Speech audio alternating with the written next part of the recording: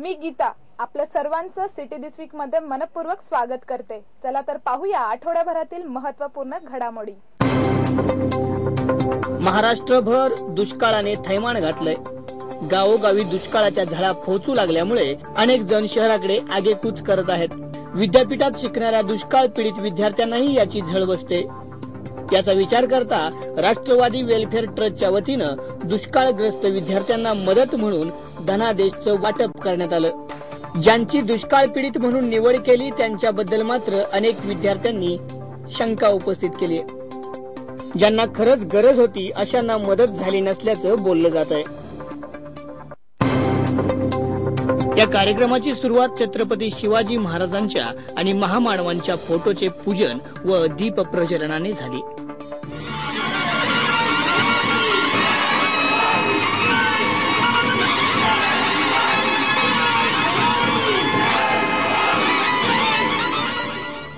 या प्रसंगी काही मान्यवरांच्या कार्यांची दखल घेत त्यांना पुरस्काराने सन्मानित करण्यात आलं।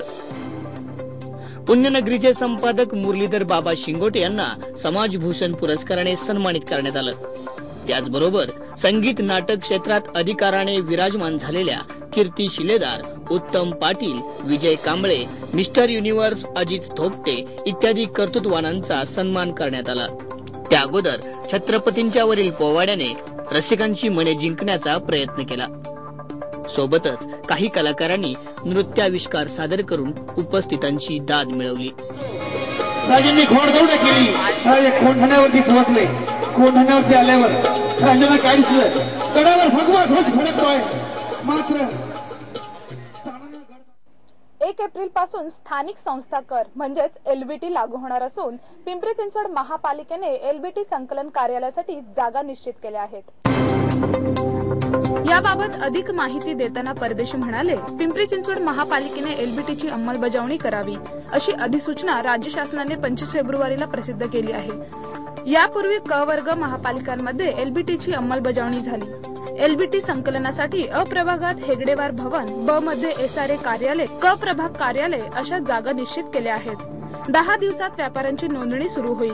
व्यवसाय परवान्यांची माहिती आणि विक्री कर विभागाकडील व्यावसायिकांची माहिती संकलित केली जाणार आहे। 20 मार्च पर्यंत महापालिकेची सर्व प्रक्रिया पूर्ण होईल। पुणे शहरात 30 लाखाहून अधिक वाहनांची संख्या आहे। त्यात रिक्षांची संख्या 50,000हून अधिक आहे। या माध्यमातून नागरिकांचा प्रवास सुरूच असतो, पण सर्वसामान्य नागरिक मात्र पीएमपीएलनेच प्रवास करतात। पीएमपीएलने दररोज 9 लाखाहून अधिक नागरिक प्रवास करतात। तर 18 फेब्रुवारी पासून 70 रुपयांचा दैनंदिन पास 50 रुपयांना मिळत आहे। शहरात एकूण पीएमपीएलचे 10 डेपो आहेत। मात्र पीएमपीएलच्या स्थानकावर असणाऱ्या पास केंद्रावर नागरिक विद्यार्थ्यांची गर्दी होताना दिसत असे। 1 तासाहून अधिक वेळ या नागरिकांचा वाया जायचा, पण आता नागरिकांचा वेळ वाचणार आहे। कारण पीएमपीएल कडून असे सांगण्यात आले की आता नागरिकांना दैनंदिन पास हा बस मधील कंडक्टरकडे उपलब्ध असणार आहे। त्यामुळे नागरिकांचा वेळ वाचेल। दर कमी केल्यामुळे ग्राहकांमध्ये वाढ आणि पीएमपीएलच्या उत्पन्नात वाढ होणार आहे। ई तिकिटाच्या माध्यमातून त्याचा फायदा होणार आहे। यामुळे एक निश्चित झालंय की नागरिकांचा वेळ वाचणार आहे। शुभांगीमुळे प्रस्तुत या कार्यक्रमात ओपी नय्यर यांच्या गाजलेल्या हिंदी गीताचा कार्यक्रम पत्रकार भवन येथे उत्तम प्रतिसादात पार पडला। यासोबतच विजय केळकर, अविनाश सलगरकर आणि मोहम्मद मुनीर यांच्या आवाजाने रसिक मनावर राज्य केलं। न जाने किसके घर चमके करे पीर हो तुम।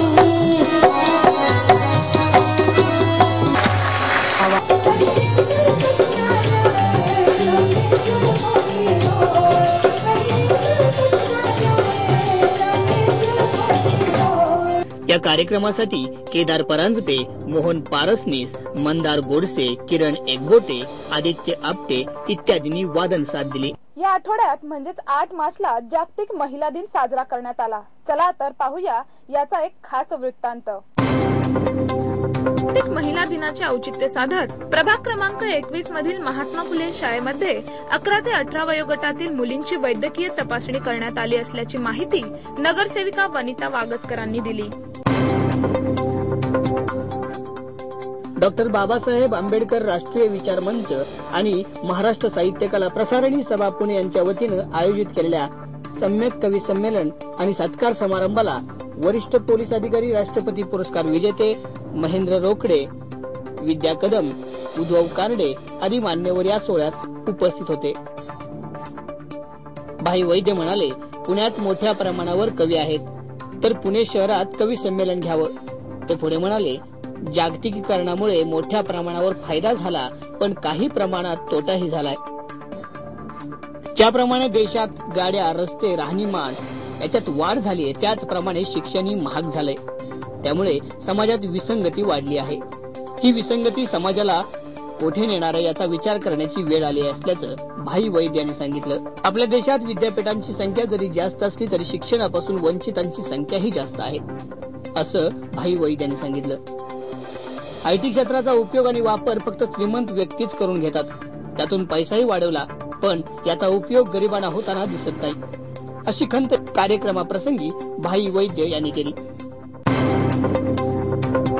समाजासाठी काही उल्लेखनीय काम करणाऱ्या विविध क्षेत्रातील व्यक्तीस दरवर्षी पुणे पीपल्स पुरस्काराने सन्मानित केलं जातं. या अगोदर पद्मश्री चित्राताई नाईक, रमाकांत आचरेकर सर, पद्मभूषण प्रकाश आमटे या मान्यवरांना गौरवण्यात आलं आहे. यावेळी संगीत क्षेत्रातलं जाणतं नाव रवींद्र जैन यांना गौरवण्यात येणार आहे. 51,000 रुपये व मानपत्र असं या पुरस्काराचं स्वरूप असणार आहे. पद्मश्री डॉक्टर विजय भाटकर यांच्या हस्ते बालगंधर्व रंगमंदिर येथे पुरस्कार प्रदान करण्यात येणार आहे. सुमारे 175 चौरस किलोमीटर क्षेत्रफळ आणि 17.5 लाख लोकसंख्या असलेल्या महापालिकेचा कारभार मुख्यालयासह 4 प्रभाग कार्यालयांमार्फत चालतो. गेली अनेक वर्षे कर्मचारी भरती रखडल्याने आयुक्त डॉक्टर श्रीकर परदेशी यांनी कर्मचारी भरतीचा निर्णय घेतला. पहिल्या टप्प्यात विविध 36 पदांच्या 321 जागांसाठी महापालिकेने अर्ज मागवले होते. या जागांसाठी तब्बल 49,935 अर्ज प्राप्त झाले. त्याद्वारे 76,75,382 रुपयांचे अर्ज शुल्क महापालिकेकडे जमा झाले. अर्ज छाननी केल्यानंतर पात्र आणि अपात्र उमेदवारांची यादी प्रसिद्ध केली जाणार आहे. त्यासाठी किमान 4 महिन्यांचा कालावधी आवश्यक असल्याची माहिती पालिकेचे सहायुक्त अमृत सावंत यांनी दिली. उत्पन्न आणि खर्चातील तफावत म्हणजेच राजकोषीय तुटीपेक्षा सध्याच्या कर प्रणालीतून अप्रत्यक्षपणे दिल्या जाणाऱ्या अनुदानाची रक्कम मोठी आहे. कर संकलनाच्या कठोर अंमलबजावणीसह मालमत्ता कराप्रमाणे वारसा हक्क कर सुद्धा पुन्हा लागू करण्याची आवश्यकता असल्याचं यावेळी मार्क्सवादी कम्युनिस्ट पक्षाचे नेते अजित अभ्यंकर यांनी सांगितलं. राजकोषीय तूट कमी करण्याची चर्चा सर्वजण करीत आहेत, पण त्याही पेक्षा खर्च कोणासाठी आणि कशासाठी आपण करतो ते महत्वाचे आहे. राष्ट्रीय सकल उत्पन्नाच्या प्रमाणात विकसित देशांमध्ये साधारणतः 25% कर गोळा केला जातो, तर आपल्याकडे त्याचे प्रमाण फक्त 17% आहे. त्याचप्रमाणे प्राप्तिकरांपेक्षा कॉर्पोरेट टॅक्स हा 2.25 पटीने अधिक आहे. अमेरिका, जपानसह जगातील 50 देशांमध्ये आजही वारसा हक्क लागू केला जातो, पण आपल्याकडे गिफ्ट टॅक्स आणि वारसा हक्क कर रद्द करण्यात आला. मालमत्ता कराची आकारणी आणि अंमलबजावणी कठोरपणे केली जात नसल्याचंही यावेळी अजित अभ्यंकर यांनी सांगितलं. यावेळी डॉक्टर श्रीनिवास खांदेवाले म्हणाले, यंदाचा अर्थसंकल्प विशिष्ट वर्गासाठी असून तो सर्वसामान्यांसाठी नाही. त्यामध्ये रोजगार निर्मितीबाबतही काही ठोस पावले उचललेली नाहीत, पण त्यामुळे अवरुद्धता आणणारा हा अर्थसंकल्प आहे. त्याप्रमाणे महिलांसाठी वेगळी बँक सुरू केली तरी सरकार न्याय देऊ शकणार नाही, असं मत खांदेवाले यांनी मांडलं. यावेळी तरुण वर्ग मोठ्या संख्येने उपस्थित होता. बिशप स्कूलकडून संगणकाद्वारे केलेल्या प्रवेश सोडतीला पालकांनी आक्षेप घेतला. पाहूया याचा एक वृत्तांत. बिशप शाळेकडून चुकीचे पाठवले गेलेले SMS प्रकरण गेले 8-10 दिवसांपासून चालू आहे. काही दिवसांपूर्वी विद्यार्थ्यांचे ऍडमिशन नक्की झाल्याचा SMS पालकांना आला आणि अवघ्या 15 मिनिटात लगेच ऍडमिशन नाकारला गेल्याचा दुसरा SMS आला. यामुळे पालकांमध्ये गोंधळ उडाला. याबाबत शाळेकडून आपली बाजू मांडताना सांगितलं गेलं की ही चूक सुधारून काढण्यासाठी आणखी 45 विद्यार्थ्यांसाठी जादा प्रवेश देण्याचं मान्य करण्यात आलंय. देशासमोर पाणी समस्येने गंभीर स्वरूप घेतले आहे. प्रत्येक राज्यात येणाऱ्या उन्हाळ्यातील समस्येवर नियोजनाचं काम सुरू आहे. महाराष्ट्रावरही पाण्याचं संकट मोठ्या प्रमाणावर आहे. खेड्यापाड्यातील नागरिकांना 2 ते 3 किलोमीटरच्या अंतरावरून पाणी आणावे लागत आहे. तर राज्यातील इतर भागाची परिस्थिती पाहता पुणे जिल्ह्यावरही पाणी टंचाईने गंभीर स्वरूप घेतले आहे. 4 मार्च रोजी जिल्ह्याला 69 टँकरने पाणी पुरवठा केला आहे. तर या टँकरने 32 गावं आणि 305 वाड्यांना पाणी पुरवठा होताना दिसत आहे. यात 28 शासकीय टँकर, 41 खासगी टँकर आहेत. 1,07,655 नागरिकांना टँकरने पाणी पुरवठा होतोय. Ambegaon 7 tanker, Baramati 22 tanker, Haveli 1 tanker, Indapur 17 tanker, Khed 2 tanker, Purandar 14 tanker आणि शिरूर 6 टँकर ही जिल्ह्यातील तालुक्यानुसार टँकरची आकडेवारी आहे. स्मृती चिन्ह असं या पुरस्काराचं स्वरूप होतं. या पुरस्काराचं यंदाचं 5वं वर्ष आहे. स्त्री उंबरठ्या पलीकडील मानसिकता या चर्चासत्राचंही यावेळी आयोजन करण्यात आलं होतं. प्रतिकूल परिस्थितीमध्ये तिनं सीएच्या परीक्षेमध्ये कवकवीत यश मिळवलं आणि परिस्थितीमध्ये